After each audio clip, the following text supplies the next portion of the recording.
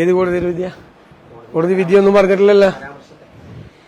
കോടതി സാധാരണ കേസുകൾ പരിഗണിക്കുന്ന സമയത്ത് പല പരാമർശങ്ങൾ നടത്താറുണ്ട്, പല ചോദ്യങ്ങളും ചോദിക്കാറുണ്ട്.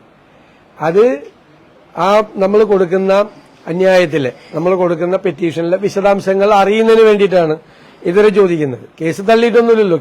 കേസിൽ സർക്കാരിനോട് അതിന്റെ കൗണ്ടർ അഫിഡവിറ്റ് ഫയൽ ചെയ്യാൻ വേണ്ടിയിട്ട് ആവശ്യപ്പെട്ടിരിക്കുകയാണ്. ഉത്തരവുള്ള കേസിലുള്ളൂ.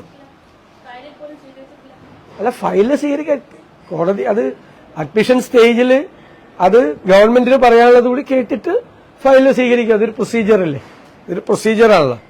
നമ്മൾ ഫയൽ ചെയ്തു, ഒരു പെറ്റീഷൻ ഫയൽ ചെയ്തു. അപ്പോൾ കോടതി ആ സംശയങ്ങൾ ചോദിച്ചു നമ്മുടെ അഭിഭാഷകനോട്. അദ്ദേഹം അതിനുള്ള മറുപടി പറഞ്ഞു, സർക്കാരിന് പറയാനുള്ളത് പറയാൻ പറഞ്ഞു, എന്നിട്ടാണ് അഡ്മിറ്റ് ചെയ്യുന്നത്. അതൊരു പ്രോസസ്സാണ്.